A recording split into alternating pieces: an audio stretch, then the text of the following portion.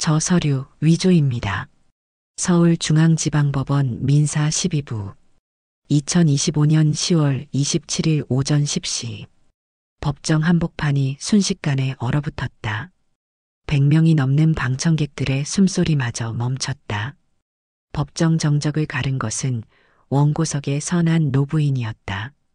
은발을 단정히 올린 그녀가 떨리는 손으로 서류를 들어 올렸다. 그녀는 국내 굴지의 재벌, 태성그룹의 창립자였다. 연 매출 15조 원, 직원 3만 명을 거느린 그룹의 설립자, 정혜원 회장. 아니, 정확히는 그녀의 영정사진이 법정 한쪽에 놓여 있었다. 5년 전 세상을 떠난 그녀를 대신해 막내딸 정수진이 증언대에 섰다. 이 유언장은 우리 어머니가 쓴 게 아닙니다. 방청석이 술렁이기 시작했다. 기자들의 카메라 셔터 소리가 연달아 터졌다. 판사가 망치를 두드렸지만 웅성거림은 쉽게 가라앉지 않았다.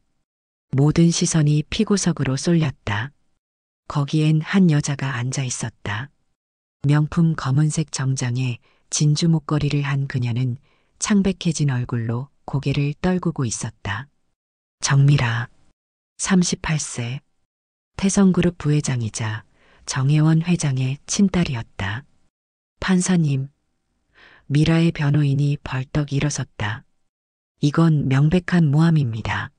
증거도 없이. 하지만 원고 측 변호사가 서류 뭉치를 높이 들어 올렸다. 판사님, 저희는 결정적 증거를 가지고 있습니다. 그의 목소리는 법정 전체에 울려 퍼졌다. 피고인 정미라가 유언장을 조작하던 바로 그 순간의 CCTV 영상, 그리고 고 정혜원 회장께서 직접 작성하신 원본 유언장의 스캔본, 나아가 유언장 작성 당시의 영상 기록까지 모두 확보했습니다. 법정이 다시 한번 술렁였다. 이번엔 더 크게, 더 격렬하게. 기자들이 미친 듯이 메모를 했다. 방청객들이 서로 속삭였다. 세상에, 진짜 위조했다는 거야? 자기 친어머니 유언장을. 미라의 손이 떨렸다. 그녀는 테이블 아래로 손을 숨겼지만 떨림은 멈추지 않았다. 판사가 냉정하게 말했다. 증거를 제출하십시오. 변호사가 고개를 끄덕였다. 첫 번째 증인으로 김성진 전 비서실장을 신청합니다. 법정 뒤편문이 천천히 열렸다. 60대 중반의 남자가 걸어 들어왔다. 30년간 정혜원 회장의 곁을 지켰던 충직한 비서. 3년 전 갑자기 해외로 발령받아 사라졌던 그 사람. 미라의 얼굴이 새하얗게 변했다. 김 비서가 왜 여기에? 그녀의 머릿속이 하얗게 변했다. 심장이 미친 듯이 뛰었다. 손바닥에서 식은땀이 흘렀다. 김 비서는 증인석에 섰다. 그리고 조용하지만 단호한 목소리로 선서했다. 양심에 따라 숨김없이 오직 진실만을 말하겠습니다. 그날 대한민국을 뒤흔든 태성과 상속 스캔들의 진실이 드러나기 시작했다. 5년 전 2020년 가을, 서울 한남동 언덕 꼭대기 3,000평 규모의 저택. 정혜원은 그날 아침 일찍 일어났다. 창밖으로 보이는 남산타워가 아침 햇살에 빛났다. 75세, 평생을 일만 하며 살아온 그녀였다. 25세 남편과 함께 작은 섬유 공장으로 시작해 50년이 지난 지금 태성그룹은 재계 10위권의 대기업이 되었다. 하지만 남편은 20년 전 세상을 떠났고 그녀는 홀로 그룹을 키웠다. 밤낮 없이 일했고 자식들과의 시간은 항상 부족했다. 큰아들이 초등학교 운동회에 간 적이 없었다. 둘째 딸의 대학 졸업식에도 해외 출장으로 참석하지 못했다. 막내딸의 결혼식마저 이사회 때문에 지각했다. 그래서였을까? 세 자식 모두 어머니의 사랑을 갈구하며 자랐다. 거실에 가족 사진이 걸려 있었다. 10년 전 사진이었다. 네 사람 모두 웃고 있었지만 그 웃음은 어딘가 어색했다. 혜원은 오랫동안 그 사진을 바라봤다. 내가 좋은 어머니였을까? 그녀는 고개를 저었다. 아이들이 원하는 건 돈이 아니었다. 시간이었고 관심이었고 사랑이었다. 하지만 이제라도 늦지 않았다고 믿었다. 그래서 이 자리를 마련한 것이다. 오후 3시 저택의 대형 거실에 세 남매가 모였다. 첫째 정재호 40세. 그는 경영에는 전혀 관심이 없었다. 어릴 적부터 그림 그리기를 좋아했고 유럽 유학 후 화가가 되었다. 어머니는 실망했지만 그는 자신의 길을 걸었다. 어머니, 무슨 일로 부르셨어요? 재호의 목소리는 부드러웠지만 거리감이 있었다. 어머니와의 관계는 언제나 그랬다. 존중하지만 친밀하지는 않았다. 사실 그에게는 평생의 상처가 있었다.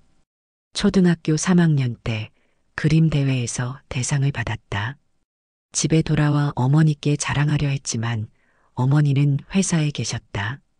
밤늦게 돌아온 어머니에게 상장을 보여줬지만 그래, 잘했네라는 말 한마디뿐이었다.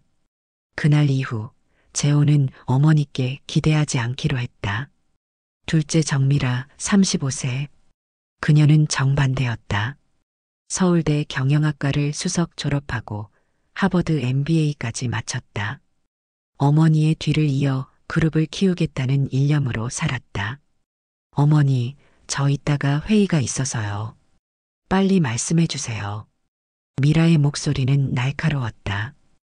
효율적이고 냉정하고 감정이 배제되어 있었다. 그녀는 어머니의 사랑을 받기 위해 완벽해지려 했다. 항상 1등을 해야 했고 실수는 용납되지 않았다.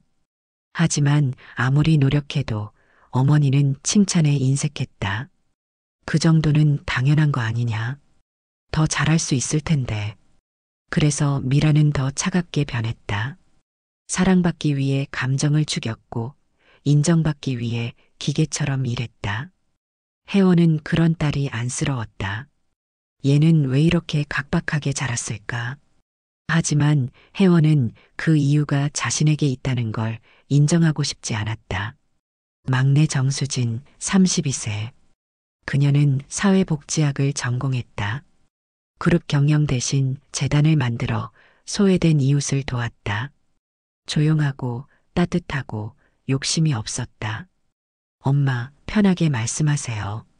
수진만이 어머니 대신 엄마라고 불렀다. 혜원은 막내가 가장 편했다. 수진은 어릴 때부터 착했다. 어머니의 부재를 원망하지 않았고 형과 언니를 돌봤다. 심지어 어머니를 위로하기도 했다. 엄마 힘들죠? 괜찮아요. 엄마가 최선을 다한 거 알아요. 그래서 혜원은 수진을 특별히 아꼈다. 미안함과 고마움이 뒤섞인 감정이었다. 세 자식이 소파에 앉았다. 혜원은 그들 앞에 섰다. 오늘 너희들을 부른 건 중요한 얘기가 있어서야. 세 사람이 집중했다. 나도 이제 나이가 많다. 최근 건강검진에서 심장이 좋지 않다는 결과가 나왔어. 의사가 언제 무슨 일이 생길지 모른다고 하더구나. 재호가 끼어들었다. 어머니, 무슨 말씀을. 혜원이 손을 들어 말을 막았다. 아니야. 현실을 받아들여야지. 그래서 오늘 너희에게 내 계획을 밝히려고 한다. 그녀는 오래된 봉투를 꺼냈다. 갈색 봉투에는 유언장이라고 적혀 있었다. 이건 김 변호사님 입회하에 작성한 내 유언장이야. 영상으로도 녹화했고 공증도 받았어. 미라의 눈빛이 날카로워졌다. 그녀는 자세를 고쳐 앉았다. 내용은 간단해. 내 모든 재산과 경영권을 너희 셋이 공평하게 나눠 갖는 거야. 각각 33%씩. 나머지 1%는 사회에 환원한다. 침묵이 흘렀다. 재호는 크게 신경 쓰지 않았다. 어머니, 저는 사실 재산에 관심 없습니다. 그림만 그릴 수 있으면 충분해요. 수진도 고개를 끄덕였다. 저도 엄마 뜻대로 하세요.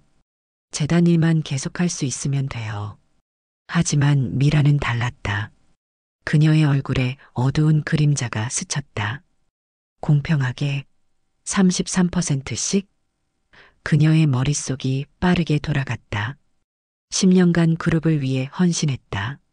새벽 5시에 출근하고 밤 11시에 퇴근했다. 해외 출장을 수없이 다녔고 매출을 2배로 늘렸다. 형은 프랑스에서 그림이나 그리고 동생은 봉사나 하면서 성인군자처럼 살고 그런데 똑같이 나눠 내 노력은 내 희생은 겉으로는 웃었다. 엄마, 저희는 그런 거 안 따져요. 가족인데. 하지만 속으로는 생각했다. 이건 불공평해.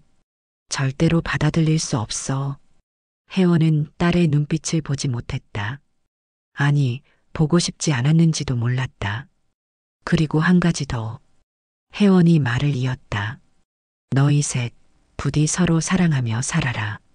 피는 물보다 진하지만 욕심은 피보다 독하단다. 내가 평생 재기를 보면서 수없이 목격했어. 돈 때문에 형제가 원수되고 가족이 갈라지는 걸. 우리 가족만큼은 그러지 말자. 재호와 수지는 고개를 끄덕였다. 하지만 미라는 침묵했다. 회의가 끝나고 세 남매는 각자 흩어졌다. 복도에서 재호가 미라에게 말했다. 누나, 어머니 말씀이 맞아. 우리끼리 싸우면 안 돼. 알아. 걱정 마. 난 그럴 사람 아니야. 하지만 미라의 눈빛은 차가웠다. 그날 밤 미라는 혼자 펜트하우스 발코니에 섰다. 한강이 보이는 63층이었다.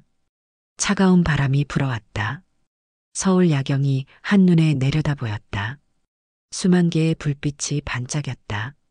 이 도시, 이 그룹, 이 모든 것이 자신의 것이어야 한다고 생각했다. 공평하게라. 그녀는 비웃었다. 세상이 어디 공평한가. 능력 있는 사람이 가져야지. 노력한 사람이 보상받아야지. 그녀의 손이 난간을 꽉 쥐었다. 손가락 마디가 하얗게 변했다. 와인 잔을 들고 한 모금 마셨다. 쓴맛이 입안에 퍼졌다. 어머니가 돌아가시기 전에 모든 걸 내 것으로 만들어야 해. 탐욕의 씨앗이 그녀의 마음에 뿌리를 내렸다. 한편 저택 1층 비서실. 김성진 비서실장이 서류를 정리하고 있었다. 그는 정혜원 회장을 30년간 보좌한 충직한 사람이었다. 그의 손에는 작은 USB가 있었다. 그 안에는 오늘 가족회의 내용이 녹음되어 있었다. 혹시 모를 분쟁에 대비해 회장이 직접 지시한 것이었다. 만약의 사태에 대비하는 거야. 아무 일 없으면 다행이고. 김 비서는 USB를 안전한 곳에 보관했다. 비서실장님. 갑자기 미라의 목소리가 들렸다. 김 비서는 재빨리 USB를 서랍에 숨겼다. 네, 부회장님. 미라가 들어왔다. 그녀는 창밖을 바라보며 물었다. 비서실장님은 어떻게 생각하세요? 어머니 결정이 공평하다고 보세요? 김 비서는 신중하게 답했다. 회장님의 결정은 언제나 옳았습니다. 그게 답은 아니잖아요. 저는 비서실장님의 개인적인 의견을 듣고 싶어요. 제 생각은 중요하지 않습니다. 회장님의 뜻이 중요하죠. 미라는 비웃었다. 역시 꼰대들은 다 똑같네요. 충성심에 눈이 멀어서 현실을 못 보는 거예요. 그녀는 문을 쾅 닫고 나갔다. 김 비서는 그녀의 뒷모습을 보며 한숨을 쉬었다. 저 아이의 눈빛이 예전과 다르다. 마치 절벽 끝에 선 사람 같아. 그는 불길한 예감이 들었다. 뭔가 잘못될 것 같았다. 그날 밤 그는 USB를 집에 가져갔다. 그리고 이메일로 자신에게 백업 파일을 보냈다. 혹시 모르니까. 그의 직감은 틀리지 않았다. 폭풍이 몰려오고 있었다. 그의 겨울이 빠르게 다가왔다. 11월 중순, 정혜원은 심한 가슴 통증을 느꼈다. 회의 중이었다. 임원들 앞에서 갑자기 가슴을 움켜쥐었다.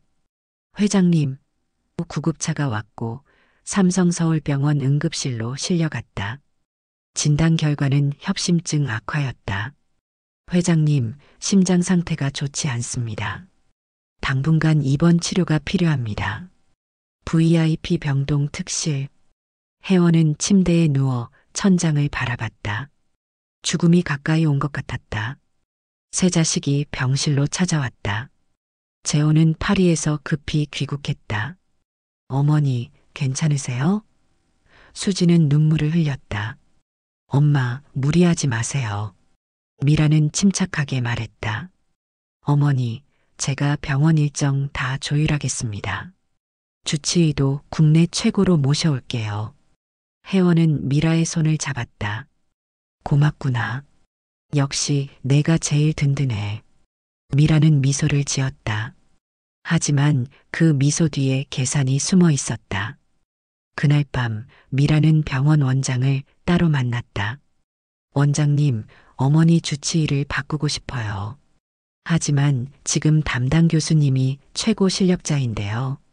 미라가 봉투를 내밀었다. 제가 추천하는 분으로 바꿔주세요. 그리고 어머니 상태를 제게 먼저 보고해 주시고요. 하지만 그건 원장님, 삼성병원이 아니어도 병원은 많습니다. 원장은 망설이다가 고개를 끄덕였다. 다음 날부터 주치의가 바뀌었다. 미라가 선택한 의사는 젊고 야심찬 사람이었다. 교수님, 어머니 치료 잘 부탁드립니다. 그리고 혹시 상태 변화가 있으면 제게 먼저 연락 주세요. 알겠습니다, 부회장님. 며칠 후 미라는 병원 면회 시간도 통제하기 시작했다. 어머니가 스트레스 받으시면 안 돼요.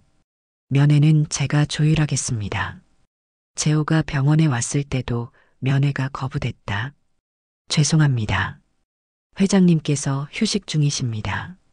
하지만 난 아들인데. 부회장님 지시사항입니다. 수진도 마찬가지였다.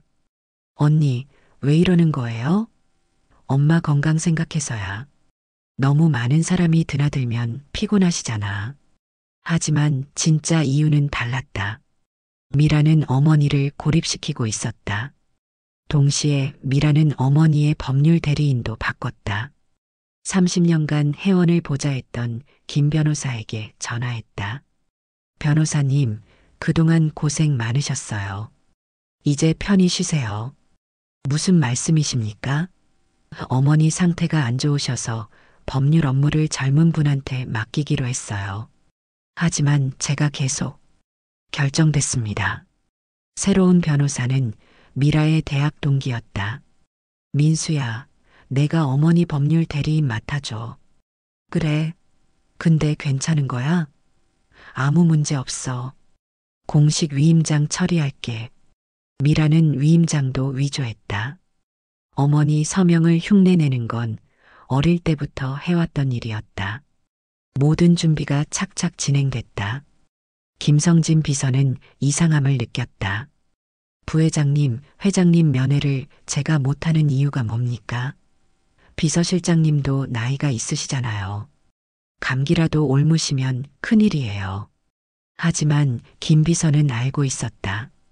뭔가 잘못되고 있다는 것을. 그는 은밀히 수진을 만났다. 이사님, 제가 드릴 말씀이 있습니다. 커피숍 구석 자리. 김 비서가 조심스럽게 말했다. 미라 부회장님이 회장님 주변 사람들을 모두 바꾸고 있습니다. 의사, 변호사, 심지어 간호사까지. 왜요? 잘 모르겠습니다. 하지만 좋은 징조는 아닙니다. 수지는 불안해졌다. 언니가 설마. 확실한 건 아닙니다. 하지만 조심하셔야 합니다. 그날 밤 수지는 형 재호에게 전화했다. 오빠, 언니가 이상해요. 재호는 한숨을 쉬었다. 미라가 원래 그래. 통제하려고 하잖아. 이번엔 다른 것 같아요. 걱정 마. 내가 한번 확인해 볼게. 하지만 재호도 병원 출입을 막혔다. 심지어 어머니 전화번호도 바뀌어 있었다. 누나, 대체 무슨 짓이야? 오빠 엄마 건강 때문이야. 이해해줘. 불안한 기운이 가족을 감쌌다. 12월 혜원의 상태가 잠시 호전됐다. 퇴원을 앞두고 있었다. 하지만 미라는 퇴원을 미뤘다. 교수님, 어머니 한 달만 더 입원시켜주세요. 하지만 상태가 괜찮은데요. 혹시 모르잖아요. 안전이 최우선입니다. 그 한 달, 미라에게는 아주 중요한 시간이었다. 그녀는 어머니의 집무실 열쇠를 복사했다. 크리스마스 이브, 모두가 가족과 시간을 보낼 때 미라는 홀로 한남동 저택으로 향했다. 12월 24일 밤 11시. 한남동 저택은 조용했다. 경비원들은 순찰 중이었고 가정부들은 휴가를 떠났다. 미라는 검은색 롱코트를 입고 집무실로 향했다. 복사한 열쇠로 문을 열었다. 똑, 똑, 차가운 소리가 복도에 울렸다. 집무실 문을 열자 어둠이 그녀를 맞았다. 그녀는 불을 켜지 않고 휴대폰 손전등만 켰다. 만약 누가 본다면 의심받을 수 있었다. 책상 앞에 섰다. 혜원이 평생 사용했던 책상이었다. 나무 향기가 은은하게 났다. 미라는 심호흡을 했다. 지금부터야. 돌아갈 수 없어. 서랍을 열었다. 세 번째 서랍, 깊숙한 곳에 비밀 칸이 있었다. 어릴 때 어머니가 여는 걸 몇 번 봤었다. 손을 넣어 더듬었다. 뭔가 만져졌다. 봉투였다. 꺼내서 확인했다. 유언장이라고 적힌 갈색 봉투. 손이 떨렸다. 하지만 망설이지 않았다. 봉투를 뜯었다. 안에는 정갈한 글씨로 쓰인 유언장이 있었다. 나 정혜원은 온전한 정신으로 이 유언장을 작성한다. 내 재산은 세 자녀에게 동등하게 나눈다. 각자 33%씩. 미라의 얼굴이 일그러졌다. 역시 공평하게 나눈다고 했어. 그녀는 유언장을 펼쳐 탁자에 놓았다. 휴대폰으로 사진을 찍었다. 고해상도로 구석구석. 그리고 집무실 안쪽에 있는 복사기로 향했다. 최신형 컬러 복사기였다. 조심스럽게 유언장을 올렸다. 윙. 복사기 소리가 작은 집무실에 울렸다. 미라는 문 쪽을 돌아봤다. 혹시 누가 듣지 않았을까? 아무도 없었다. 복사본이 나왔다. 원본과 거의 똑같았다. 종이 재질까지 비슷했다. 이제 가장 어려운 작업이 남았다. 서명 위조. 미라는 어릴 때부터 어머니 글씨를 흉내내곤 했다. 초등학교 때 어머니가 학교에 못 오시면 알림장에 어머니 서명을 위조했다. 중학교 때는 성적표를 받으면 나쁜 점수 옆에 어머니 서명을 위조해서 제출했다. 어머니는 한 번도 눈치채지 못했다. 그만큼 정교했다. 탁자 위에 백지를 여러 장 깔았다. 그리고 펜을 들었다. 어머니가 쓰던 만년필이었다. 한 번, 두 번, 세 번.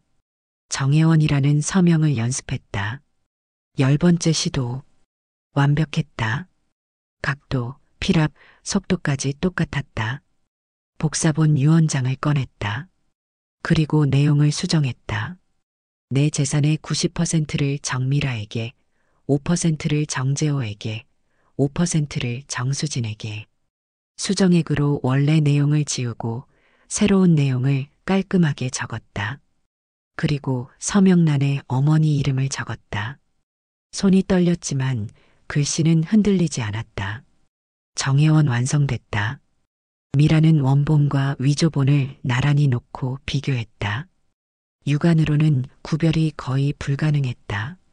완벽해. 그녀는 낮게 웃었다. 이제 원본을 처리할 차례였다. 집무실 한쪽에는 오래된 벽난로가 있었다. 겨울에만 가끔 사용하는 장식용이었다. 미라는 벽난로 앞에 무릎을 꿇었다. 나무 장작을 쌓고 라이터로 불을 붙였다. 불꽃이 타올랐다. 따뜻한 열기가 얼굴에 닿았다. 손에 원본 유언장을 들었다. 마지막 망설임이 스쳤다. 이걸 태우면 돌이킬 수 없어. 하지만 탐욕이 양심을 이겼다. 원본을 불 속에 던졌다. 종이가 타들어갔다. 가장자리가 검게 변하고 글씨가 사라졌다. 어머니의 서명이 재가 되어 허공으로 날아갔다. 이제 모든 건 내 거야. 그녀는 불꽃을 바라보며 속삭였다. 타는 냄새가 집무실에 퍼졌다. 종이 타는 특유의 냄새. 미라는 창문을 열었다. 찬바람이 들어왔다. 연기를 내보내기 위해서였다. 재를 쓸어 담았다. 화장실에 가서 변기에 버렸다. 물을 여러 번 내렸다. 모든 흔적을 지웠다. 하지만 그녀는 몰랐다. 집무실 천장 구석에 작은 카메라가 있다는 것을. 비상 백업용 CCTV. 혜원이 몇 년 전 설치한 것이었다. 중요한 문서가 많아서 만약의 사태에 대비한 것이었다. 카메라는 조용히 모든 걸 기록하고 있었다. 미라가 유언장을 꺼내는 장면, 복사하는 장면, 서명을 위조하는 장면, 원본을 태우는 장면. 모든 범죄의 순간이 선명하게 저장됐다. 자정이 넘었을 때 미라는 집무실을 나섰다. 모든 걸 원래대로 정리했다. 서랍도 잠그고 불도 끄고 문도 잠갔다. 복도를 걸어 나오는데 발소리가 들렸다. 미라는 재빨리 구석에 숨었다. 김성진 비서였다. 그는 순찰을 돌고 있었다. 이상한데 집무실 쪽에서 연기 냄새가. 김 비서는 집무실 문 앞에 섰다. 손잡이를 돌려봤지만 잠겨 있었다. 기분 탓인가? 그는 고개를 갸우뚱하며 지나갔다. 미라는 숨을 죽이고 기다렸다. 김 비서가 완전히 사라진 후에야 움직였다. 저택을 빠져나와 차에 탔다. 핸들을 잡은 손이 떨렸다. 하지만 입가에는 미소가 번졌다. 해냈어. 드디어 해냈어. 차를 출발시키며 그녀는 생각했다. 이제 어머니가 돌아가시기만 하면 모든 게 내 것이야. 끔찍한 생각이었지만 그녀는 멈추지 않았다. 탐욕은 이미 그녀를 완전히 삼켰다. 3개월 후 2021년 3월. 봄이 오고 있었지만 태성가에는 슬픔이 찾아왔다. 3월 15일 새벽 4시. 삼성서울병원 VIP 병동. 회장님. 간호사의 다급한 외침이 복도에 울렸다. 정혜원의 심박수가 급격히 떨어졌다. 심전도 그래프가 불규칙하게 흔들렸다. 코드 블루, 코드 블루. 의료진이 뛰어들어왔다. 제세동기 준비. 혈압 60까지 떨어졌습니다. 의사들이 필사적으로 응급처치를 했다. 하지만 혜원의 심장은 이미 지쳐 있었다. 회장님, 버티세요. 하지만 모니터에서는 점점 평평해졌다. 삑 오전 4시 37분. 사망 확인하겠습니다. 의사가 고개를 숙였다. 간호사들도 침묵했다. 미라는 유리창 너머에서 그 광경을 지켜봤다. 그녀의 얼굴에는 눈물이 흘렀다. 진짜 눈물이었을까? 가짜 눈물이었을까? 아마 미라 자신도 구별하지 못했을 것이다. 어머니. 그녀는 병실로 들어가 어머니의 손을 잡았다. 아직 따뜻했다. 어머니, 제가 잘할게요. 태성을 더 크게 키울게요. 하지만 그 약속 속에는 다른 의미가 숨어 있었다. 병원은 곧 난리가 났다. 재호가 파리에서 급히 귀국했다. 수지는 병실에서 엉엉 울었다. 엄마, 엄마. 수지는 어머니의 손을 놓지 못했다. 재호도 눈물을 흘렸다. 어머니, 마지막 인사도 못 드렸는데. 미라는 두 사람을 위로했다. 오빠, 수진아. 진정해. 우리가 이러면 어머니가 슬퍼하셔. 하지만 속으로는 생각했다. 이제 시작이야. 장례식은 5일장으로 치러졌다. 서울 아산병원 장례식장 특일호실. 재계 인사들이 모두 찾아왔다. 대통령까지 조문을 왔다. 고인의 명복을 빕니다. 태성그룹에 큰 별이 지셨습니다. 조문객이 끊이지 않았다. 3일 동안 5천 명이 넘는 사람들이 다녀갔다. 미라는 검은 상복을 입고 조문객들을 맞았다. 감사합니다. 어머니가 좋아하셨을 거예요. 카메라 앞에서는 슬픈 딸을 연기했다. 어머니는 평생을 태성을 위해 사셨어요. 정의롭고 따뜻하고 강인한 분이셨습니다. 하지만 카메라가 꺼지면 표정이 변했다. 장례식 마지막 날, 영정사진 앞에서 세 남매가 섰다. 재호가 말했다. 어머니, 편히 쉬세요. 수진이 울먹였다. 엄마, 사랑해요. 그리고 미안해요. 미라는 침묵했다. 고개를 숙여 마지막 인사를 했다. 어머니, 제가 태성을 지킬게요. 장례 행렬이 경기도 용인의 가족묘지로 향했다. 긴 차량 행렬이 고속도로를 달렸다. 묘지에 도착했을 때 비가 내리기 시작했다. 하늘도 우는 것 같았다. 관이 땅속으로 내려갔다. 흙이 덮였다. 어머니, 수진이 무너졌다. 재호가 동생을 붙잡았다. 수진아, 진정해. 미라는 묘비를 바라봤다. 정혜원 태성그룹 창립자 사랑하는 어머니, 영원히 기억하겠습니다. 그녀는 고개를 숙여 묵념했다. 하지만 마음속으로는 생각했다. 이제 내 차례야. 장례식이 끝나고 일주일 후, 태성그룹 본사 회의실. 미라는 임원들을 소집했다. 긴급 이사회를 열겠습니다. 임원들이 자리에 앉았다. 모두 검은 넥타이를 맸다. 아직 상중이었다. 오늘은 중요한 발표가 있습니다. 미라가 서류를 꺼냈다. 이것은 고 정혜원 회장님의 유언장입니다. 법무팀장이 서류를 검토했다. 공증 도장이 찍혀 있었다. 변호사 서명도 있었다. 내용을 확인하겠습니다. 그가 소리내어 읽었다.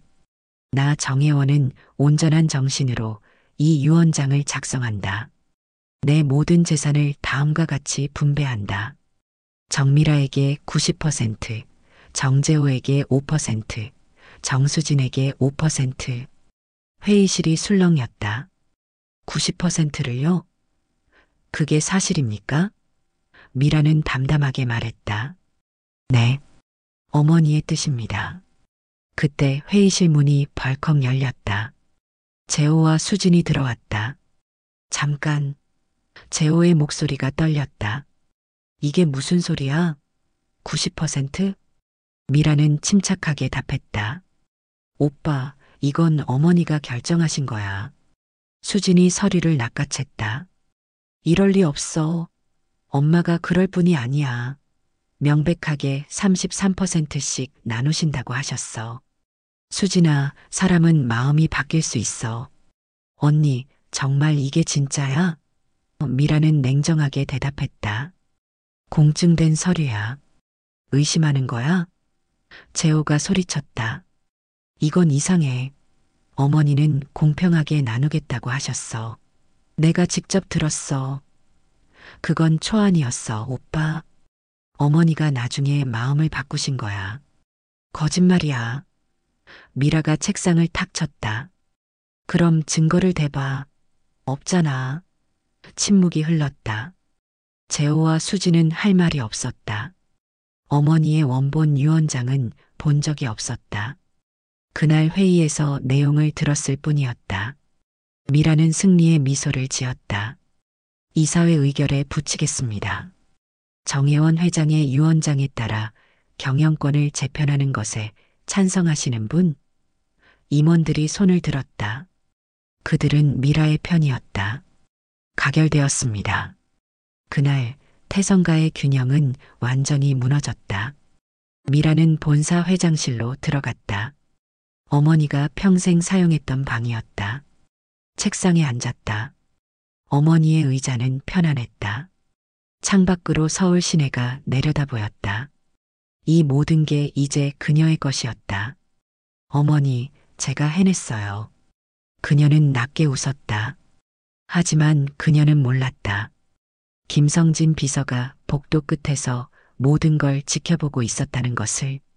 김 비서의 주머니에는 작은 USB가 있었다. 그 안에는 진실이 담겨 있었다. 회장님, 제가 반드시 진실을 밝히겠습니다. 하지만 그날 오후 미라는 김 비서를 불렀다. 비서실장님. 네, 부회장님. 아니, 이제 회장님이라고 불러주세요. 김 비서는 이를 악물었다. 비서실장님께 해외 발령이 났습니다. 무슨 말씀입니까? 싱가포르 법인에 문제가 있어요. 법인장으로 가주셔야겠어요. 하지만 지금은 상중인데, 그래서 더 급한 겁니다. 내일 오전 비행기 표 끊어드렸어요. 회장님 49제도 안 지냈는데. 미라의 눈빛이 차가워졌다. 이건 명령입니다. 거부하시면 사표로 간주하겠습니다. 김 비서는 30년 회사 생활이 끝나는 순간을 느꼈다. 하지만 어쩔 수 없었다. 알겠습니다. 그날 밤 김 비서는 짐을 쌌다. USB를 깊숙이 숨겼다. 그리고 신뢰할 수 있는 사람에게 백업 파일을 맡겼다. 언젠가 돌아올 때까지 이 진실을 지켜야 한다. 다음 날 새벽 인천공항. 김 비서는 홀로 출국장으로 향했다. 뒤를 돌아봤다. 서울의 불빛이 점점 멀어졌다. 회장님 꼭 돌아오겠습니다. 그의 눈에서 눈물이 흘렀다. 3년이 흘렀다. 2024년. 미라는 그룹의 절대 권력자가 되어 있었다. 태성그룹 사상 최대 매출 20조 돌파 정미라 회장. 30대 여성 CEO의 신화 포브스 선정. 아시아 영향력 있는 여성 1위 언론은 그녀를 여제라 불렀다. 재계의 아이콘이자 젊은이들의 롤모델이었다. 하지만 화려한 겉모습 뒤에는 어둠이 있었다. 태성그룹 본사 회장실. 미라는 최고급 가죽 의자에 앉아 있었다. 이번 분기 실적 보고 시작하세요. 임원들이 긴장한 얼굴로 보고했다. 매출 5조, 영업이익 8천억. 왜 목표치에 못 미쳤죠? 시장 상황이. 변명하지 마세요. 결과로 말하세요. 냉혹한 경영 스타일이었다. 실적이 나쁘면 용서가 없었다. 이번 달 내로 개선 방안 제출하세요. 안 되면 인사 조치하겠습니다. 임원들이 고개를 숙였다. 미라의 탐욕은 끝이 없었다. 재무팀장. 네, 회장님. 비자금 조성권은 어떻게 됐나요? 재무팀장이 주변을 살폈다. 해외 페이퍼 컴퍼니로 5천억 빼돌렸습니다. 좋아요. 그 돈으로 제명의 부동산 더 사두세요. 하지만 감사에 걸리면 걸리지 않게 하는 게 당신 일 아닌가요? 재무팀장은 고개를 숙였다. 구매팀장. 네. 하청업체 단가 20%더 낮춰요. 하지만 이미 원가 이하입니다. 업체들이 버티기 힘들어합니다. 미라가 차갑게 웃었다. 그게 제 알바인가요? 못하겠으면 다른 업체 찾으면 돼요. 하지만이 너무 많네요. 이번 주 안에 계약서 다시 작성하세요. 그녀는 사람을 숫자로만 봤다. 이익이 되지 않으면 과감히 잘랐다. 한편 형 재호는 경영에서 완전히 손을 뗐다. 그는 유럽으로 떠났다. 미라, 난 더 이상 못하겠어. 넌 변했어. 엄마가 원하신 모습이 아니야. 오빠는 이상주의자예요. 현실을 몰라요. 현실? 내가 하는 게 현실이야? 비자금에 하청 착취에. 증거 있어요? 재호는 할 말이 없었다. 오빠, 그냥 그림이나 그리세요. 그게 오빠한테 맞아요. 재호는 눈물을 흘리며 떠났다. 동생 수지는 재단 일에만 몰두했다. 하지만 그녀의 마음속에는 의심이 자랐다. 정말 엄마가 언니한테만 90%를 주셨을까? 수지는 어느 날 어머니의 옛 변호사를 찾아갔다. 김 변호사는 이미 은퇴해 있었다. 작은 사무실에서 그를 만났다. 변호사님 기억하세요? 물론이죠, 수진 이사님. 어머니 돌아가셨을 때 조문도 못 가서 죄송했습니다. 괜찮아요. 여쭤볼 게 있어요. 수지는 차를 한 모금 마시고 물었다. 엄마 유언장 작성하실 때 계셨죠? 네. 2020년 11월이었습니다. 그때 내용이 어떻게 됐는지 기억하세요? 김 변호사가 고개를 끄덕였다. 아주 명확하게 기억합니다. 회장님이 몇 번이나 강조하셨거든요. 뭐라고요? 세 남매에게 공평하게 나누라고요. 각자 33%씩 자식들 사이에 불화가 생기지 않길 바란다고 하셨습니다. 수진의 심장이 쿵했다. 공평하게요? 각자 33%씩이요? 네. 확실합니다. 영상으로도 녹화했고 제가 직접 공증했습니다. 그럼 지금 등록된 유언장은? 김 변호사가 당혹스러워했다. 무슨 말씀이신지? 지금 공식 유언장은 언니가 90%예요. 뭐라고요? 김 변호사의 얼굴이 굳었다. 그건 제가 작성한 게 아닙니다. 나중에 바뀐 거죠. 어떻게 바뀔 수가 있죠? 모르겠습니다. 하지만 분명한 건 제가 작성한 유언장과는 완전히 다르다는 겁니다. 수지는 떨렸다. 언니가 정말? 그날 밤 수지는 사립탐정을 고용했다. 제 언니를 조사해 주세요. 탐정은 유능한 사람이었다. 2개월간 은밀히 조사했다. 그리고 충격적인 보고서를 가져왔다. 부회장님, 여기 보세요. 보고서에는 상세한 내용이 적혀 있었다.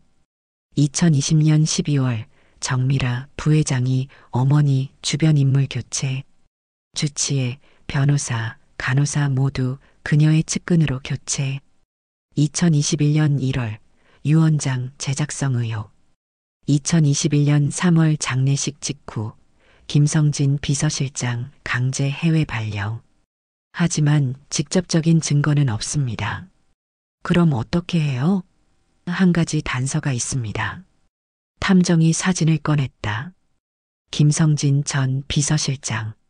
그가 싱가포르에 있습니다. 혹시 그에게 연락해 보시는 게. 수진의 눈이 빛났다. 김 비서실장님. 그녀는 즉시 결심했다. 당장 항공편을 예약해 주세요. 싱가포르 창의공항. 수진은 긴 비행 끝에 도착했다. 습한 열대 공기가 얼굴에 닿았다. 택시를 타고 김 비서의 주소로 향했다. 작은 아파트였다. 30년간 대기업 임원이었던 사람이 사는 곳치고는 초라했다. 초인종을 눌렀다. 누구세요? 비서실장님, 저 정수진이에요. 잠시 침묵이 흘렀다. 문이 열렸다. 김 비서는 많이 늙어 있었다. 머리는 완전히 백발이 되었고 얼굴에는 주름이 깊게 패였다. 수진 이사님. 그의 목소리가 떨렸다. 비서실장님, 오랜만이에요. 둘은 작은 거실에 앉았다. 김 비서가 차를 내왔다. 어떻게 절 찾으셨습니까? 사람을 고용해서 찾았어요. 꼭 만나야 했어요. 무슨 일로? 수지는 직접적으로 물었다. 비서실장님, 우리 엄마 유언장 진짜가 아니죠? 김 비서의 손이 떨렸다. 찻잔이 흔들렸다. 왜 그렇게 생각하십니까? 김 변호사님께 들었어요. 엄마가 33%씩 나누라고 하셨다고요. 근데 지금 유언장은 90%가 언니한테 해요. 김 비서는 오랫동안 침묵했다. 그리고 천천히 고개를 끄덕였다. 맞습니다. 수진의 눈에서 눈물이 흘렀다. 저도 기다리고 있었습니다. 언젠가 이 진실을 밝힐 날을. 그는 오래된 서류 가방을 꺼냈다. 먼지가 쌓여 있었다. 가방 속에서 USB를 꺼냈다. 회장님께서 돌아가시기 전 제게 따로 이걸 맡기셨습니다. 손이 떨렸다. 혹시 내가 갑자기 가게 되면 이걸 아이들에게 전해달라고 하셨죠. USB를 노트북에 연결했다. 화면에 파일들이 떠올랐다. 최종 유언장 정혜원 2020 PDF 유언장 작성 영상 2020만 1115 MP4 가족 회의 녹음 2020만 1020 MP3 수진의 손이 떨렸다. 첫 번째 파일을 열었다. 화면에 어머니의 유언장이 나타났다. 나 정혜원은 온전한 정신으로 이 유언장을 작성한다. 내 재산은 세 자녀에게 동등하게 나눈다. 정재호 33%, 정미라 33%, 정수진 33%, 나머지 1%는 사회에 환원한다. 수진의 눈에서 눈물이 쏟아졌다. 이게 진짜 엄마 뜻이었구나. 영상 파일을 열었다. 화면 속에서 어머니가 나타났다. 김 변호사가 옆에 앉아 있었다. 카메라를 보며 어머니가 말했다. 나 정혜원은 온전한 정신으로 이 유언장을 작성한다. 오늘은 2020년 11월 15일이다. 어머니의 목소리가 또렷했다. 내 재산은 세 자녀에게 동등하게 나눈다. 피는 물보다 진하지만 욕심은 피보다 독하다. 부디 서로 사랑하며 살기를. 만약 누가 이 뜻을 왜곡한다면 나는 죽어서라도 그를 용서하지 않겠다. 수지는 얼굴을 두 손으로 가렸다. 엄마. 김 비서가 조용히 말했다. 그리고 이것도 있습니다. 또 다른 파일을 열었다. 저택 CCTV 2020억 1224만 2347 MP4 이건 저택 집무실 비상 백업 CCTV입니다. 회장님께서 몇 년 전에 설치하셨죠. 중요한 문서가 많아서요. 영상이 재생됐다. 어두운 집무실. 문이 열리고 누군가 들어왔다. 미라였다. 그녀가 서랍을 뒤지고 유언장을 꺼냈다. 복사기 앞에 섰다. 위잉 복사 소리. 그리고 탁자에서 서명을 위조했다. 한 획 한 획. 정교하게. 마지막으로 원본을 벽난로에 던졌다. 불꽃이 타올랐다. 종이가 재가 되었다. 모든 장면이 선명하게 담겨 있었다. 세상에. 수지는 말을 잃었다. 이 영상은 회장님 집무실 비상 백업 시스템에 자동 저장된 겁니다. 미라 부회장도 몰랐던 거죠. 수지는 분노와 슬픔이 동시에 밀려왔다. 언니가 정말 죄송합니다. 제가 진작 공개했어야 했는데. 김 비서의 목소리가 떨렸다. 왜 진작 말씀 안 하셨어요? 해외 발령으로 묶여 있었습니다. 그리고 솔직히 두려웠습니다. 그는 고개를 숙였다. 혼자서는 미라 부회장을 상대할 수 없다고 생각했어요. 그녀는 이미 그룹의 절대 권력자였으니까요. 제가 고발하면 저만 매장당할 거라고. 비서실장님. 하지만 매일 죄책감에 시달렸습니다. 회장님을 배신한 것 같았어요. 수진이 그의 손을 잡았다. 아니에요. 비서실장님 잘못이 아니에요. 이제라도 진실을 밝히면 돼요. 정말 괜찮으시겠습니까? 미라 부회장이 가만히 있지 않을 겁니다. 괜찮아요. 이젠 두렵지 않아요.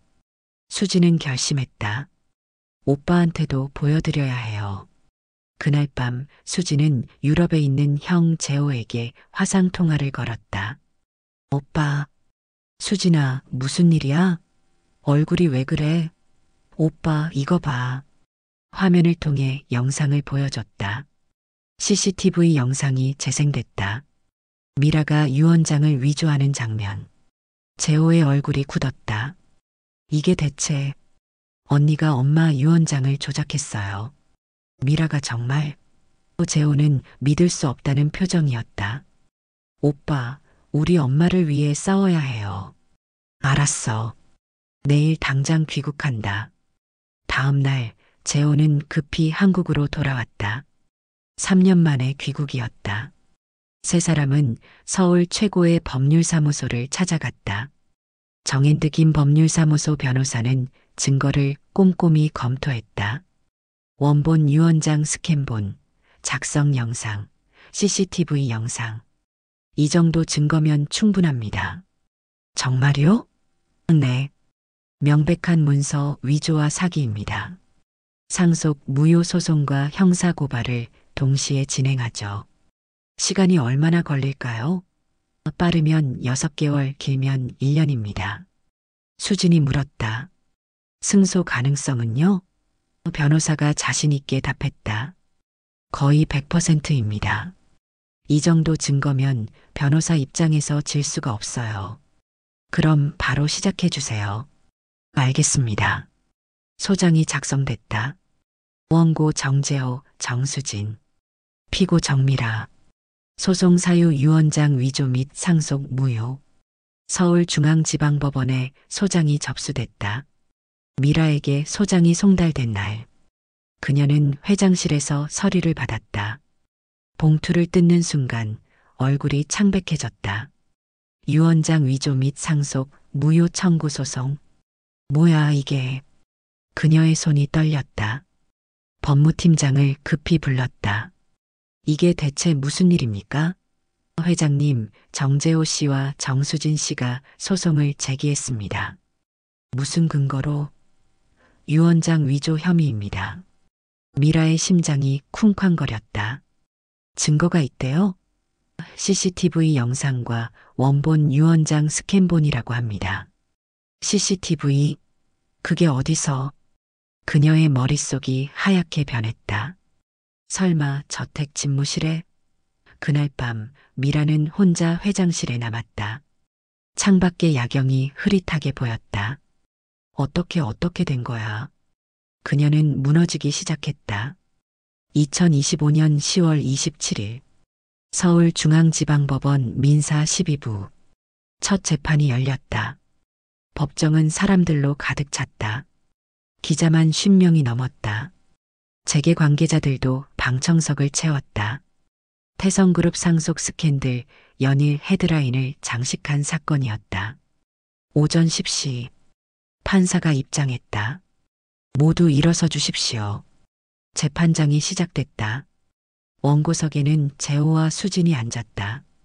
변호사 3명이 그들을 보좌했다. 피고석에는 미라가 앉았다. 명품 정장을 입었지만 얼굴은 창백했다. 변호사 5명이 그녀를 둘러쌌다. 판사가 말했다. 원고 측 주장을 시작하십시오.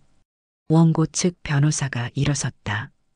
판사님, 피고인 정미라는 2020년 12월 24일 고 정혜원 회장의 유언장을 고의로 위조했습니다. 방청석이 술렁였다. 그녀는 원본 유언장을 폐기하고 허위 내용의 유언장을 작성했으며 어머니의 서명을 정교하게 위조했습니다. 이로 인해 정당한 상속권자인 정재호, 정수진은 권리를 침해당했고 피고인은 부당한 이익을 취득했습니다.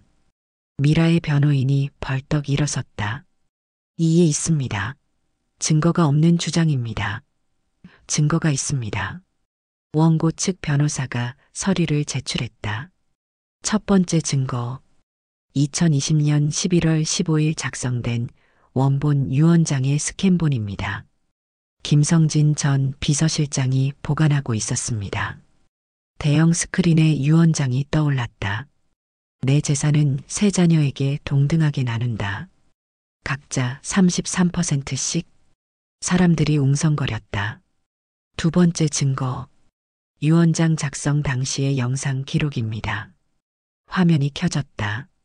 정혜원의 목소리가 법정을 가득 채웠다. 나 정혜원은 온전한 정신으로 이 유언장을 작성한다. 내 재산은 세 자녀에게 동등하게 나눈다. 미라의 얼굴이 하얗게 질렸다. 피는 물보다 진하지만 욕심은 피보다 독하다. 만약 누가 이 뜻을 왜곡한다면 나는 죽어서라도 그를 용서하지 않겠다. 법정이 숨죽였다. 마치 정혜원이 살아 돌아온 것 같았다. 미라의 변호인이 소리쳤다. 판사님, 위조 가능성이 있습니다. 하지만 판사는 냉정했다. 감정 결과를 제출하십시오. 원고 측 변호사가 답했다. 이미 국립과학수사연구원에 의뢰했습니다. 필적, 잉크, 종이 모두 2020년산으로 확인됐습니다. 원본으로 판단합니다. 그때 변호사가 말했다. 증인을 신청합니다. 김성진 전 비서실장입니다. 법정문이 열렸다. 김 비서가 천천히 걸어 들어왔다. 미라는 그를 노려봤다. 하지만 김 비서는 흔들리지 않았다. 증인, 선서해 주십시오. 양심에 따라 숨김없이 오직 진실만을 말하겠습니다.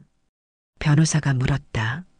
증인께서는 정혜원 회장을 몇 년간 보좌하셨습니까? 30년입니다.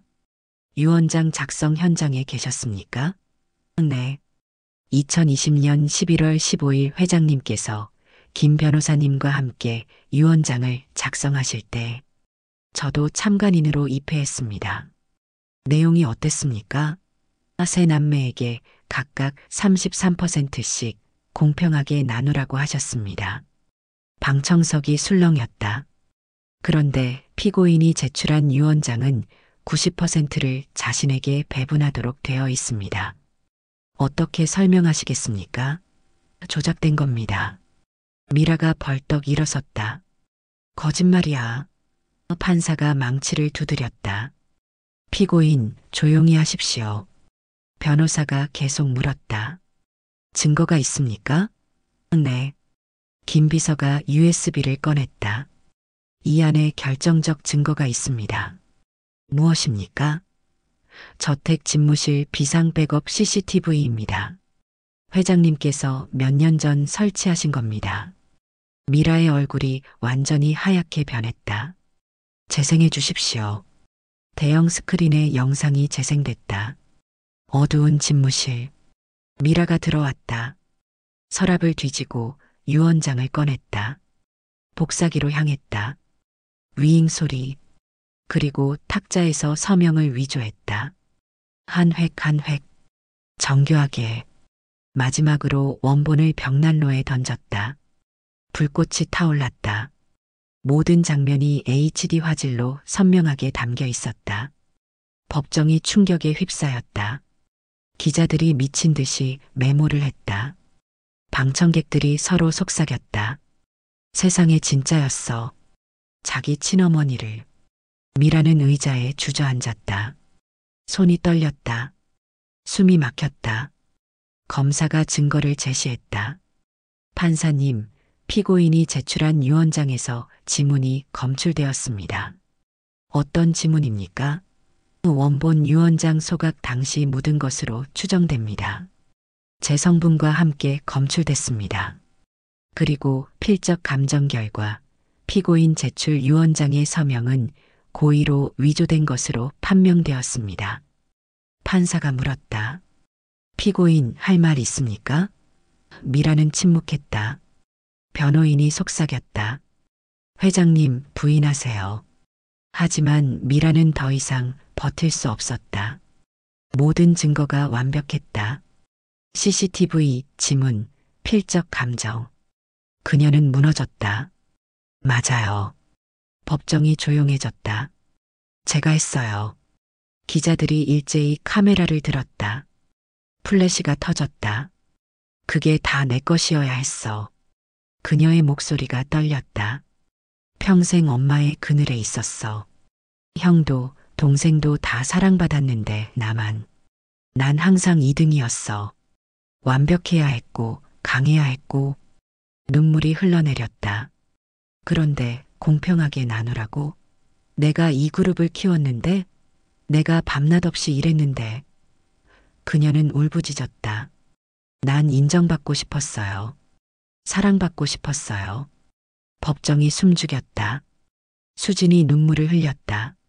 언니 우린 언니를 사랑했는데. 재호도 고개를 숙였다. 미라야. 판사가 망치를 두드렸다. 피고인의 자백을 기록에 남기겠습니다. 다음 재판에서 판결하겠습니다. 미라는 경호원에게 부축받아 법정을 나섰다. 카메라 플래시가 쏟아졌다. 그날 밤 뉴스는 이 사건으로 도배됐다. 태성그룹 정미라, 유원장 위조 자백 어머니 유원장. 불태운 재벌 딸 법정에서 무너진 재계 여제 여론은 들끓었다. 일주일 후 판결이 내려졌다. 서울중앙지방법원. 법정은 다시 한번 가득 찼다. 판사가 판결문을 읽기 시작했다. 피고인 정미라의 행위는 유언장 위조, 문서 위조, 사기에 해당합니다. 모든 증거를 종합한 결과 피고인의 범죄 사실이 명백히 인정됩니다. 따라서 피고인의 모든 상속권을 박탈하고 징역 4년을 선고합니다. 망치가 내려쳤다. 미라는 고개를 숙였다. 어머니 정말 미안해요. 수갑이 채워졌다. 그녀는 법정을 나서며 동생을 봤다. 수지는 울고 있었다. 수진아 미안해. 언니. 플래시가 터졌다. 언론은 연일 보도했다. 정미라 징역 4년 확정 태성그룹 경영권 재편. 3년 만에 밝혀진 진실 그녀의 모든 계좌가 동결됐다. 그룹 내 직함도 박탈됐다. 회장직에서 쫓겨났다. 며칠 후 태성그룹 본사 회의실 임시 이사회가 열렸다. 재호와 수진이 나란히 앉았다. 이제부터 태성은 변화할 겁니다. 재호가 말했다. 수진이 이어갔다. 어머니의 뜻을 따라 사람을 먼저 생각하는 기업이 되겠습니다. 그리고 모든 주식의 30%를 사회에 기부하겠습니다. 임원들이 박수를 쳤다. 교육, 의료, 복지 분야에 쓰이도록 하겠습니다. 김성진 비서가 눈시울을 붉혔다. 회장님이 자랑스러워 하실 겁니다. 수진이 말했다. 비서실장님, 다시 회사로 돌아와 주세요. 감사합니다. 그날 밤 수진은 어머니의 사진 앞에 섰다. 엄마, 이제야 정의가 바로 섰어요. 그로부터 3개월 후 서울구치소 면회실. 수진이 언니를 찾아왔다. 미라는 많이 수척해져 있었다. 죄수복을 입은 그녀는 예전의 당당함이 없었다. 수진아, 언니. 수진이 편지를 꺼냈다. 이거 엄마가 남기신 거예요. 김 비서실장님이 보관하고 계셨어요. 편지를 펼쳤다. 사랑하는 딸 미라에게 내가 이 편지를 읽을 때쯤이면 엄마는 아마 곁에 없을 거야. 미라야, 엄마가 널 가장 사랑한다는 걸 내가 모를까 봐 두려웠어. 넌 너무 강했고 완벽했어. 그래서 엄마는 내가 괜찮은 줄 알았지. 하지만 알고 있었단다. 내가 얼마나 외로웠을지. 미라야, 재산을 공평하게 나눈 건 너희가 서로 미워하지 않길 바랐기 때문이야.